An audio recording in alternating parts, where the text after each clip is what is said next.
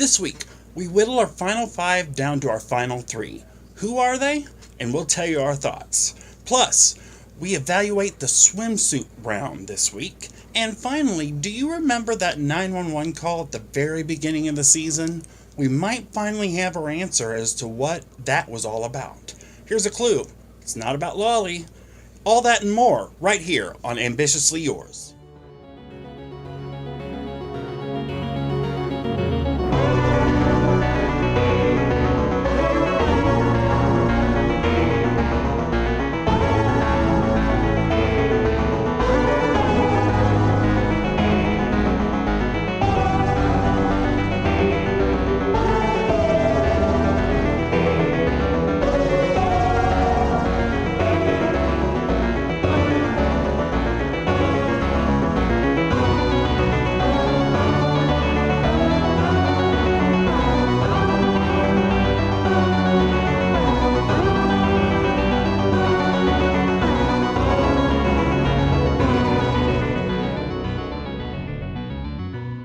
Welcome to Ambitiously Yours. My name is Travis. And I'm Erica. See, I remembered. Thank you. I almost forgot. You almost forgot, but I remembered. This is Ambitiously Yours, the podcast that talks everything about Local Ambition Season 6 on Always Late TV. And my God, this week was a little more complex than last week. This week This was intense. Yeah. This is Very probably the intense. most intense that I've seen the show this season. So let's dig right in, because we start off like with a bang with the photo shoot round. Right at the beginning of the show with the bathing suit photo shoot round. Be politically correct, swimsuit. Don't call it a bathing suit. That's for the 50s and 60s gals.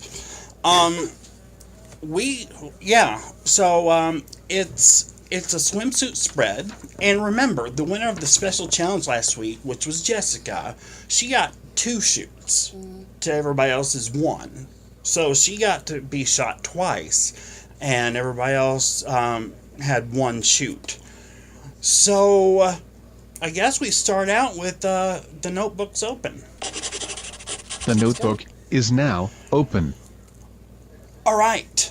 So, first pictures up are of Jessica, her first shoot. Jessica wearing a 2-piece red bikini with a long sleeve black see-through crop top over the bikini. Just kind of like a plain white do-rag on her head. I like the first photo. It's not the best work I've seen Jessica do in a photo, but it's still solid. She looks like she's on a public bus, but I'm not digging the second photo as much. It looked like a plain Instagram selfie, just missing the filter. Thoughts? Overall, I thought it was cute. I liked the color of the suit. I liked that it was red. The brightness worked for Oh, I like for that. it. And then I liked the do-rag a lot. I thought it was really cute, and Me it worked out too. really cool. And the setting itself, because we'll go into others. In other settings, I didn't like some of the other people's photos. But her setting was one of my favorites, I think, was on the bus. The third picture I thought was the best shot by far. She's showing her legs there, and I mean, I could do without those shoes. Those shoes did not go with that. I didn't hate them, though. I liked the shoes, but maybe not with that outfit. I'm not a very stylish person either, though, so... Well, I mean, I'm a guy. I'm not supposed to be stylish, but like I can have my opinions, and my opinion was that those shoes were unnecessary.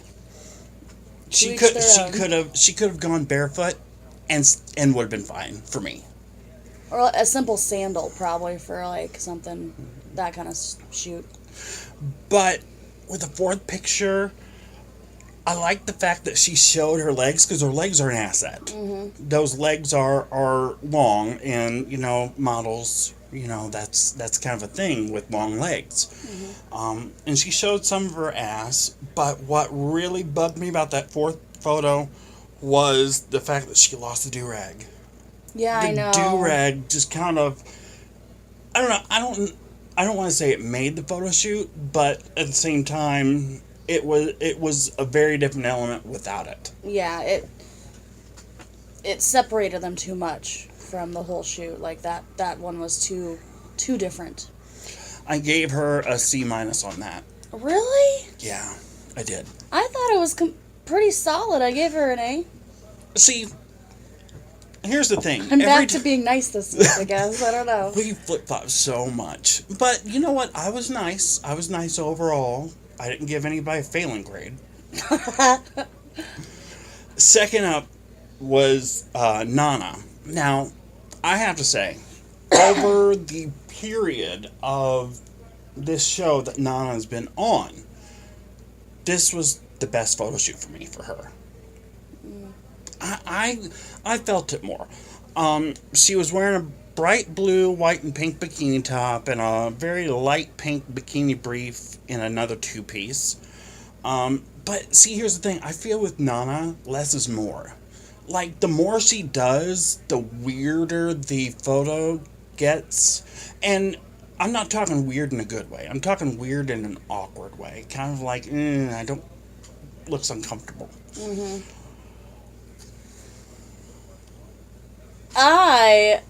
The first thing that I thought, I wrote down the word boobalicious. Boobalicious. Well, the print on her top was cute, but damn, girl's got tits, and I was like, that's all I could see.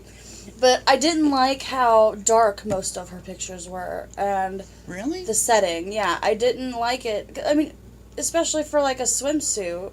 Like, you're thinking of outside and bright and sunny most of the time, and I don't know, I feel it was too clouded, and it didn't give her enough justice in a lot of the pictures that could have been a lot better. Right, but, I mean, this photo shoot was outside, so I don't think anybody could control the weather. No, so everyone else... Oh, is that why she was inside? Well, I don't know. I don't know. I think she chose it to be different, is what she said. Yeah, and I think it was a bad choice. Sorry. You think so? Yeah. I gave her an A-. I gave her a C. We just cannot. Well, those two are canceled out. Right. We cannot agree. But you know what? The judges have been more with you than they have been with me this season. So. I don't suck completely then. That's good. I'm worse, apparently. Third up was Tia. She was in a busy pattern one piece with her hair done up. It kind of looked like she went with an African influence shoot. I loved this shoot overall, but I didn't like this. I didn't like the second photo as much because like what you said about Nana, the shade was a little too much in that photo, and it just kind of blackened her out even more than, I mean, she's a beautiful black woman, she's an African woman, but it kind of, with her skin complexion, that shadow, the shade and the shadow worked against her. But I did like the first photo and the third photo. She looked like an African warrior princess in those photos. And I was living for it. I think she was my favorite. I loved everything about it. I loved the print of the swimsuit, all of her poses. I didn't really think too much, I guess, about the shadowing on that picture. But now you're saying something about it, I do remember a difference in that one, but I don't think it hurt her too much because the whole shoot itself was just... I found it kind of powerful, to be honest, like the way that she was... Oh, yeah. She was like an African princess, queen, whatever. Queen! Slay! I gave her an A-. I gave her an A. I wasn't doing pluses and minuses, I'm just giving solid ABCs. Well, then I will be the... You be the I'll be the critic, and you'll be the nice one, or sort of nice one. You're the Scherzi of this outfit. The Nicole Scherzinger, the Scherzi of this outfit. Oh, okay. Well, I'll go with that, I guess. Fourth shoot up was Nikki Serenity.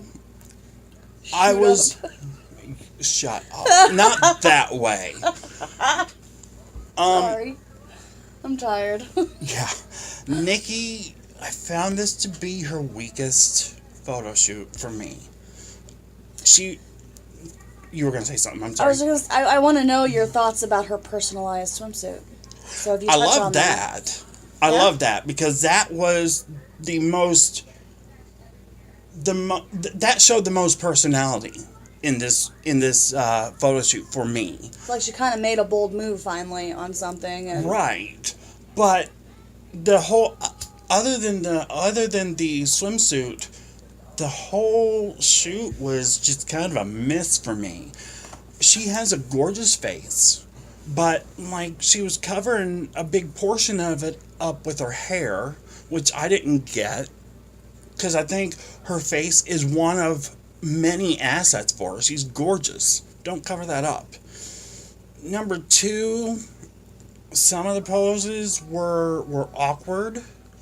Especially the one with her bending back. I didn't get it. I don't know.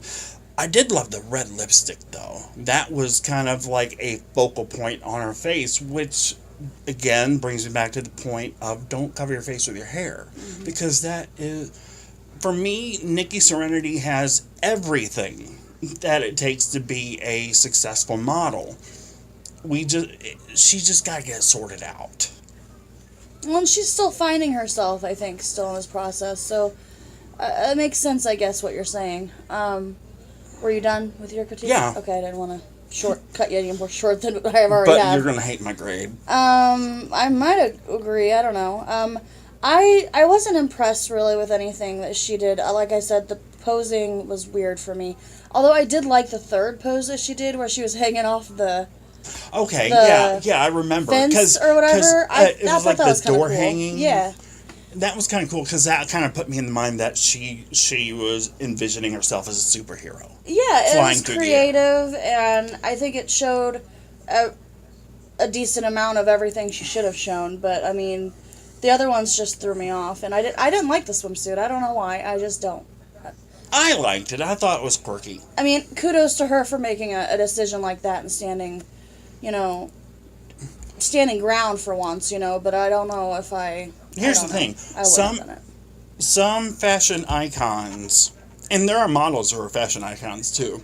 They have to be. Some fashion icons, they like to go against the grain. People like Cher, people like Grace Jones, people like, apparently, Nikki Serenity now, I'm going to change my grade because I originally had her at a D minus, but you just reminded me of some of the positives about that. So I'll up her grade to a C minus. Final grade C minus. C Hey, you're welcome, Nikki. I gave you a C as well. Okay. We actually kind of agreed on that one. 5th photo shoot was Chelsea, and this one, believe it or not, I think was Chelsea's best. She really stepped up her game. She's in a black and I think it was beige one piece. It was simple, but she's got the kind of personality that she can emote it with her body expression. There are some models like Nikki Serenity who needs to do more to emote to a photo. Somebody like Chelsea, she doesn't have to do much. Yeah. I liked her a lot in this one. I liked all of the poses, pretty much. The last one was my favorite. I don't know, like with her grungy kind of look. Like, it looked like her face was dirty. I don't know, the way it was, like, shaded and everything, and the way she was sitting, I liked it. But everything, I was impressed with her through the entire thing. Yeah, like that. I want to talk about the first photo for a second, because that's the one that really stuck out to me, was the attitude in that first photo. She can tell a story in a photo. She can tell you everything you need to know about her in a photo. And in that first photo especially, she told you everything that you need to know about her. If you don't know her, she can come across rather rude and crass and bitchy. But if you do get to know her, she kind of does have a soft side. That's what I got. Kind of like Rizzo from Grease. Mm-hmm. I can see that. But I gave her a B+. No, you know what? I'm changing that. I'm giving her an A.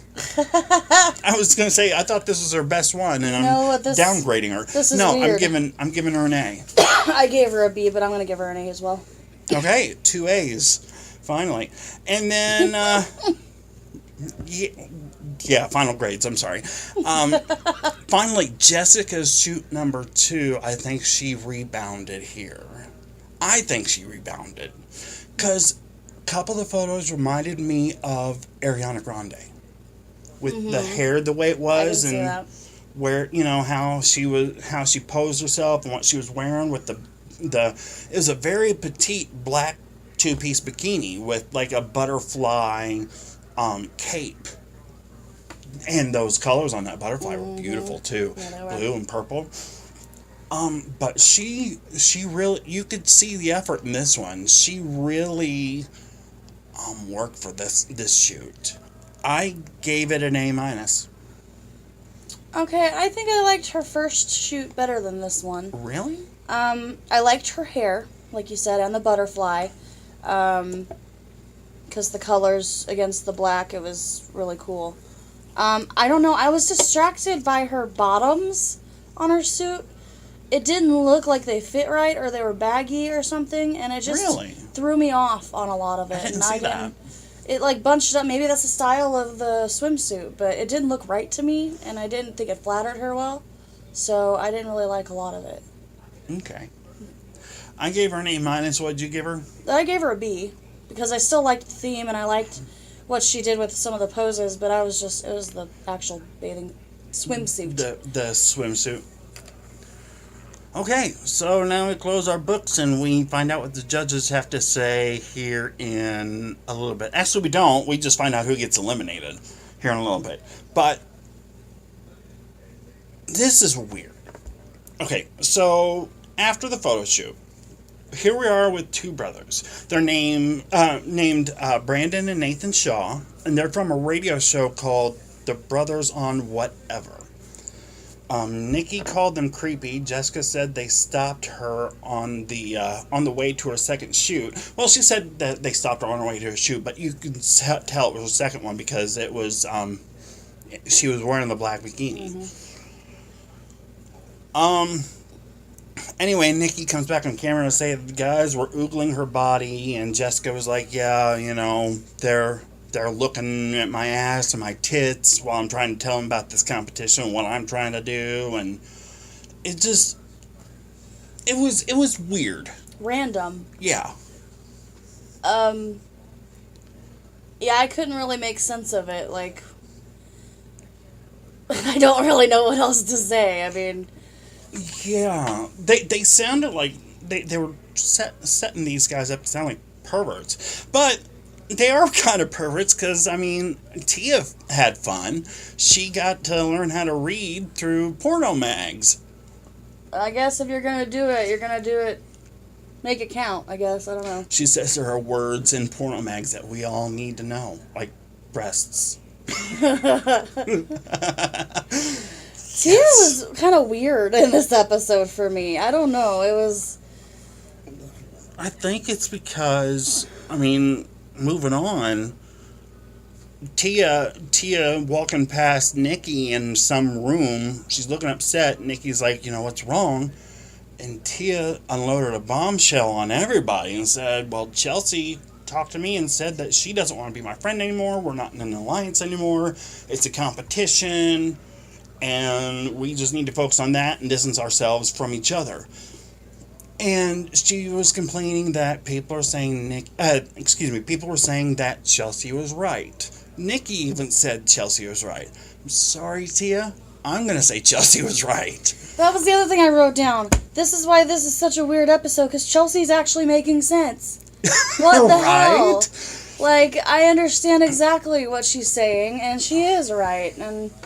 Here's the thing. We're at the end of the competition. All friendships are off. You're trying to win it for yourself. Remember, you can't win it as a team. You have to win it for yourself. Eventually, you're going to have to stab somebody in the back. So, Chelsea, I have to give her respect because she was up front and said, hey, look, this is competition.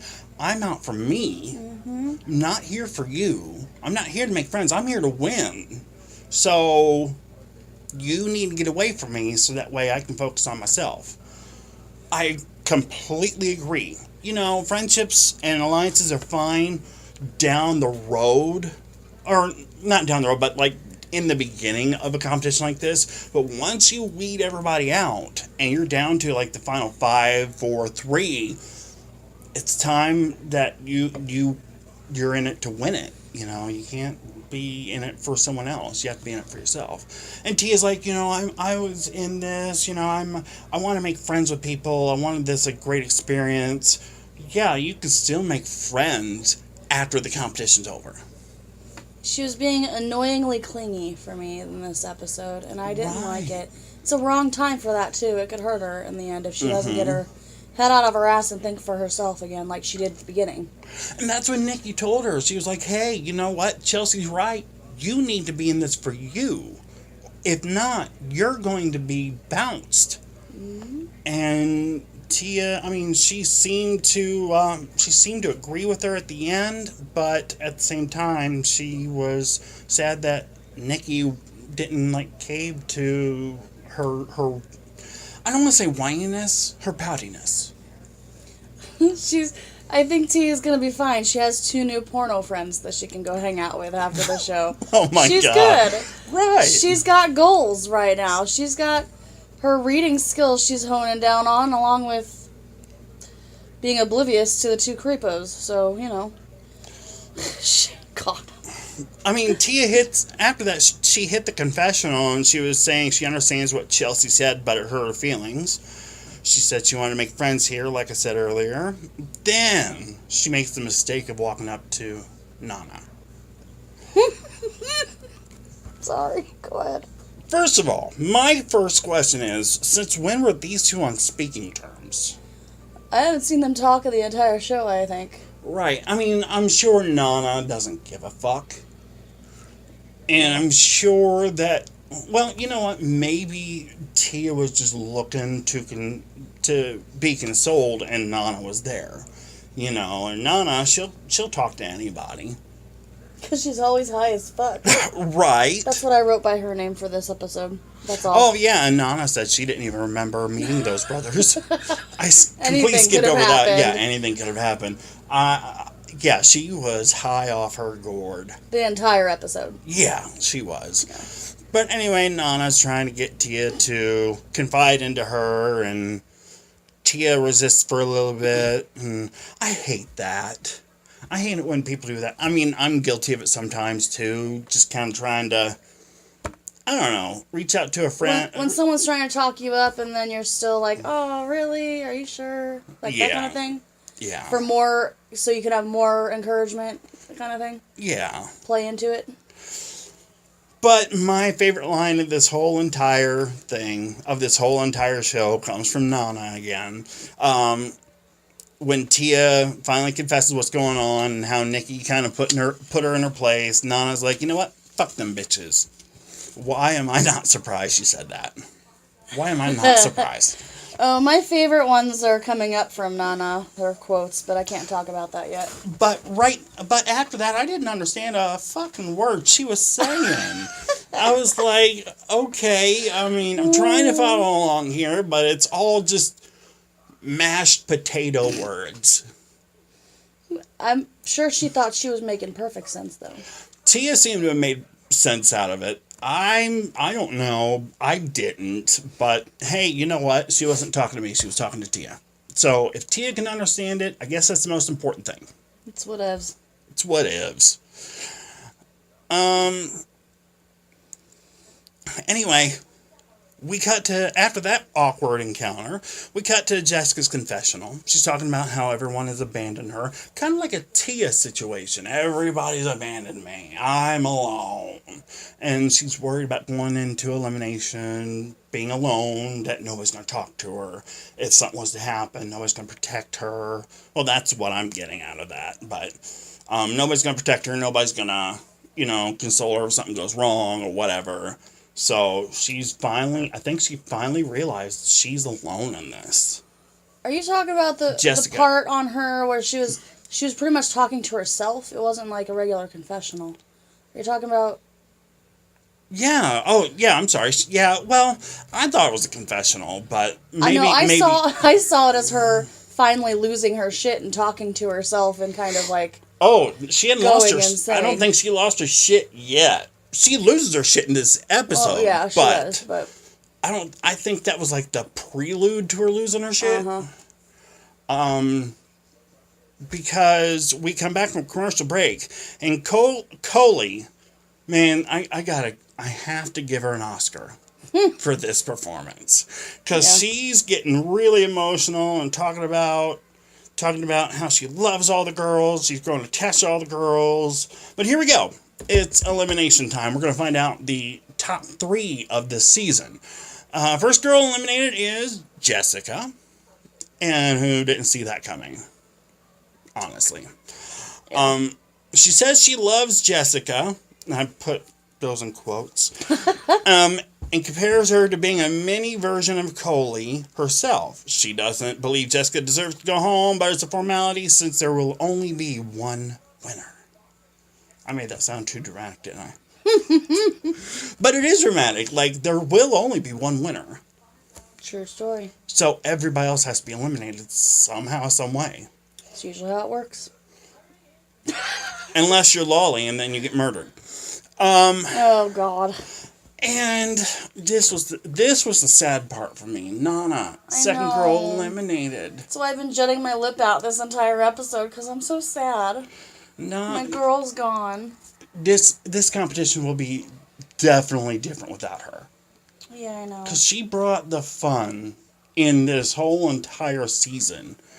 I mean, she wasn't the only one that brought the fun, but she was the main, fun person. She was my constant breath of fresh air in this crazy, crazy world. She was your spirit animal. She was. But, that elimination was really quick. It was like ripping a Band-Aid off. It was kind of like, okay, let's get this elimination over, and then, holy shit. Holy shit.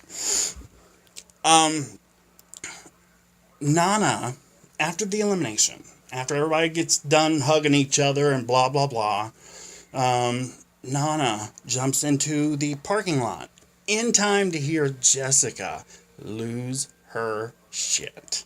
This is when Jessica loses her shit over the phone. Mm-hmm. Now, Jessica never said anything about, quote-unquote, killing anybody. She just said, I have a job for you.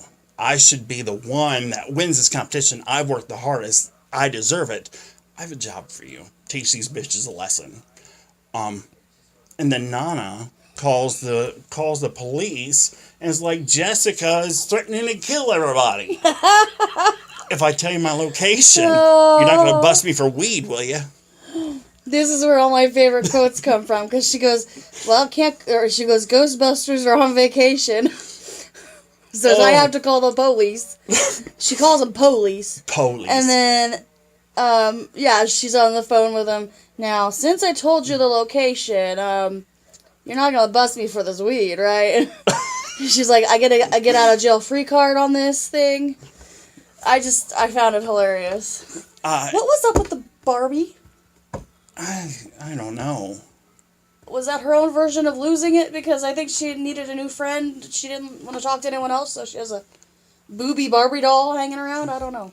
Probably. I don't know. I mean, I don't want to make light of anybody with mental issues, mental illness, okay? Mm-hmm. And it's obvious Jessica has some sort of mental illness going on or developing. So I don't want to make light of that.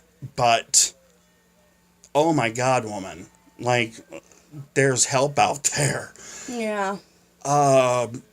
Anyway, we come out of commercial break. And that's when shit really starts hitting the fan. Because we find 3 people. And I'm assuming at that point it was the final 3. They're on their knees. They're tied up. And they've got bags over their heads. This has gotten out of hand. Right? So out of left, out of left field, out of hand. I don't understand. There's a couple that is standing behind them, or in front of them or standing somewhere where they can hear. And the woman is like, hey, you should know me. And if you don't, you're going to know me anyway. And then she refers to, I'm assuming, your boyfriend or whoever he was. His name is Kyle. But anyway, she tells him to take off the bags, and it was the top 3. And she's talking about killing them. So maybe Jessica did say, hey, I want these people dead. In that phone call, and we just never heard it from her. But wow. And then we cut to like the director, Kevin, who's frantically trying to get hold of these girls. Nobody seems to be able to reach them, and now like Colie and Sybil and everybody else is arguing with Kevin, saying, "Hey, they're missing. It's your fault. It's your responsibility." And he's like, "Hey, don't blame me. I didn't. Whatever's going on, it's not on me. I can't get a hold of them."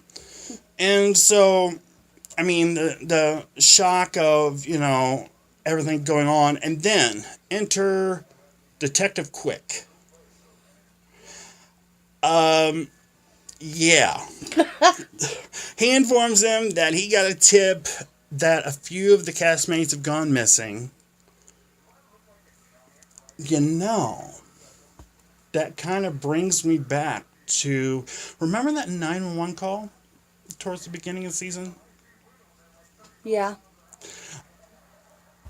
I wonder if that has anything to do with any of this.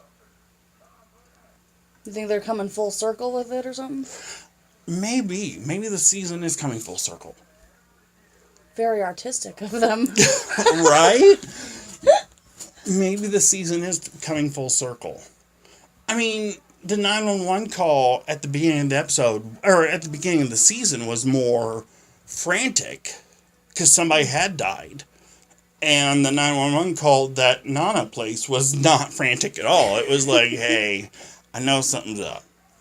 And I only care about my weed. Oh, God. But the shock of the crew in the confessionals, that was bone-chilling. Until Sybil and Colie basically said, fuck Kevin. Because they're still blaming him. He's not the one that kidnapped them. It's not his fault. But they're still like, you know what? Whatever. And then that's when Colie's true colors came out. Colie was cold as shit, dude. I was like, what the fuck? She was like, yeah, I mean, I don't really care. I don't really care if they're dead or they're missing or whatever. And it was like, oh my God, what happened to the emotional Colie during the eliminations? Yeah, thank you. Hence the Oscar you gave her. Right. So, Wow. That kind of blew my mind open. This was definitely a plot twist. Kevin is freaking out that the rest of his cast is missing. The detective says basically what I'm thinking, that these girls are missing, they're in danger, and this girl named Ashley, you wrote down her last name. Not very clear. I want to say it's Canine or Conine, I don't know. Anyway, Kinnear? Ashley, this has something to do with an Ashley. And I was thinking, I knew I heard of an Ashley in this season, not as a contestant. Mm-hmm. Jessica's sister? Yeah, the one we were debating about in the very beginning of this whole season. I don't know. Because, see, I'm with the rest of the girls. I don't remember her. But, I mean, I do remember the name Ashley. That's the only name I can remember from the entire season. And I don't know why they would have brought... If we're supposed to know her, it has to be that Ashley. I don't know. I don't know either. It would make sense that Ashley, Jessica's sister, who was trying to get her to do well in this show, would. I mean, because she kept telling him, hey, you should know me. You should remember me. And if you don't, you're going to remember me by the end of this, or something to that effect, So that would be the only Ashley that I would think that they would need to remember if she was a producer on the show. Mm-hmm. So that would make sense. I knew having the sister of a producer person was going to fuck this all over. I'm not saying for sure. Because I was trying to compare. I went back to episode 1 to try to compare faces, and I'm not really good at that. So I really didn't get a sense of the connection, but I'm sure the connection is there somewhere. It has to be. Because why would we need to know at the beginning of the season that Ashley was Jessica's sister? True story. It's true.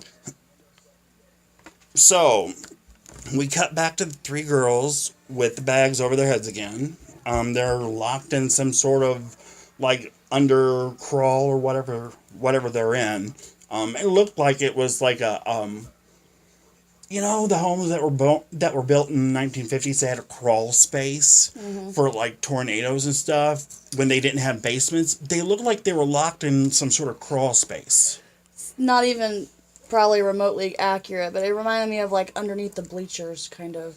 Yeah. There was a fence and a lot of, you could see a lot of sunshine through it. So, they weren't, completely inside, but it was like they were, in the back of a bleacher area. I don't know. Right. But somehow Nikki able to free herself.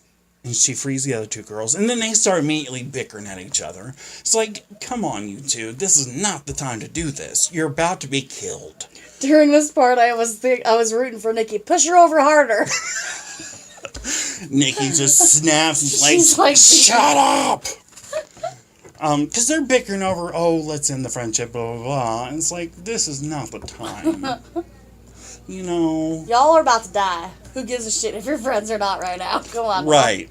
Right now, you're friends. Shut up. Because y'all are in this situation together. Right now, y'all are a team. You gotta get out of this. I just had a copyrighted song in my head that I can't sing. Just letting you know. But after Nikki snaps, they hear police sirens. So I think there's some hope. Nana to the rescue.